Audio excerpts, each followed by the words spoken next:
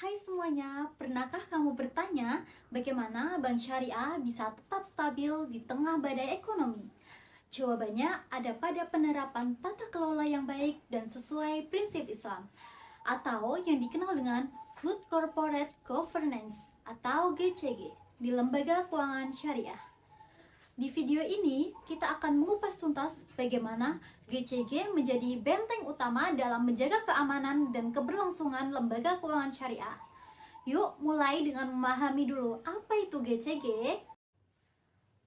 Good Corporate Governance atau GCG adalah sistem yang mengatur bagaimana sebuah lembaga dikelola dan dikendalikan agar dapat menciptakan nilai tambah berkelanjutan bagi semua pemangku kepentingan. Tapi, dalam lembaga keuangan syariah, GCG bukan sekedar tata kelola biasa. Karena berlandaskan pada prinsip syariah, setiap keputusan dan aktivitas harus selaras dengan maqasid syariah, yaitu tujuan utama syariah untuk menjaga agama, jiwa, akal, keturunan, dan harta. Dengan begitu, tata kelola ini menjadi lebih bermakna dan holistik. Selanjutnya, mari kita kenali prinsip-prinsip utama GCG dalam lembaga keuangan syariah. Ada 5 pilar penting yang menjadi dasar. Yang pertama, ada transparansi, di mana lembaga harus terbuka dalam menyampaikan informasi, termasuk kepatuhan terhadap fatwa syariah. Yang kedua, ada akuntabilitas, yaitu memastikan setiap bagian lembaga bisa dipertanggungjawabkan kepada pemangku kepentingan. Yang ketiga, ada responsibilitas, yaitu menjalankan aktivitas sesuai hukum dan prinsip syariah. Yang keempat, ada independensi, yaitu bebas dari intervensi atau tekanan dalam pengambilan keputusan. Dan yang kelima, ada keadilan, yaitu memberikan perlakuan adil bagi seluruh pemangku kepentingan. Lebih dari itu, GCG Syariah menanamkan nilai amanah, jujur, dan ihsan, menjadikan etika dan spiritualitas sebagai fondasi utama tata kelola. Nah, salah satu tokoh kunci dalam penerapan GCG di lembaga keuangan syariah adalah Dewan Pengawas Syariah atau DPS. DPS bertugas mengawasi, menilai, memberikan fatwa untuk memastikan produk dan layanan lembaga sesuai dengan prinsip-prinsip Islam. Keberadaan DPS sangat vital karena tanpa pengawasan ini, resiko penyimpangan syariah bisa terjadi, yang akhirnya dapat menurunkan kepercayaan masyarakat terhadap lembaga. Dengan kata lain, DPS menjadi menjaga nilai spiritual sekaligus kualitas tata kelola.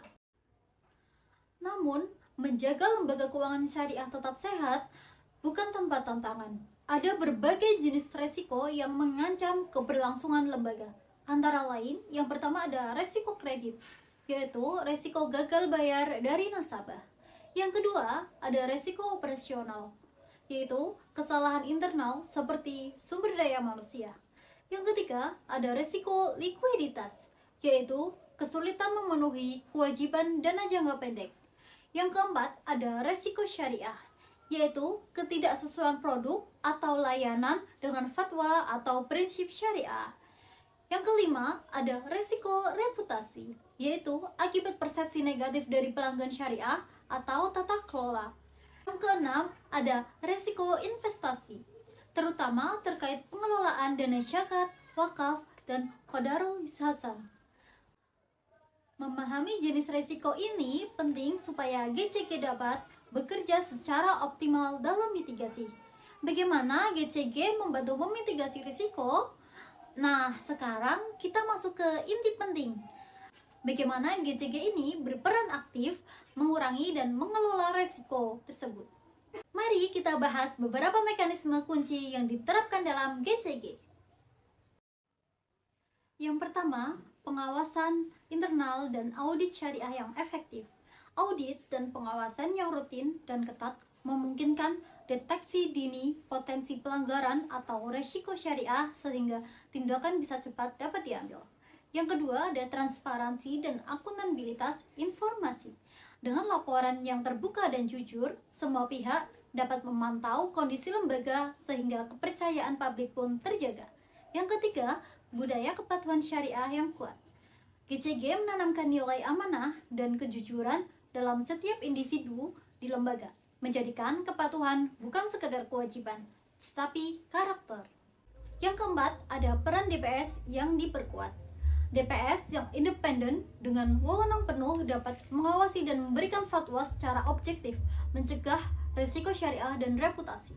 Yang kelima, menghindari konflik kepentingan dan moral hazard. Struktur tata kelola yang jelas dan independen mengurangi peluang penyalahgunaan wewenang dan keputusan yang bias. Yang keenam, ada sistem intensif dan evaluasi yang adil. Penilaian pegawai dan manajemen berdasarkan kinerja dan kepatuhan syariah mendorong profesionalisme dan amanah. Yang ketujuh, kepatuhan terhadap regulasi dan fatwa di SN MUI. JK mendorong lembaga taat pada aturan syariah dan regulator sehingga terhindar dari sanksi dan pelanggaran. Dan yang terakhir yaitu manajemen resiko yang komprehensif dan terintegrasi. Seluruh unit bisnis aktif mengidentifikasi dan mengelola risiko secara proaktif agar siap menghadapi tantangan kapan saja. Pada akhirnya, good corporate governance bukan sekedar aturan formal, melainkan sebuah komitmen moral dan spiritual untuk menjaga amanah umat. Dengan GCG yang kokoh yang berlandaskan pada syariah, lembaga keuangan syariah membangun sistem yang tidak hanya stabil dan terpercaya, tetapi juga membawa keberkahan bagi umat.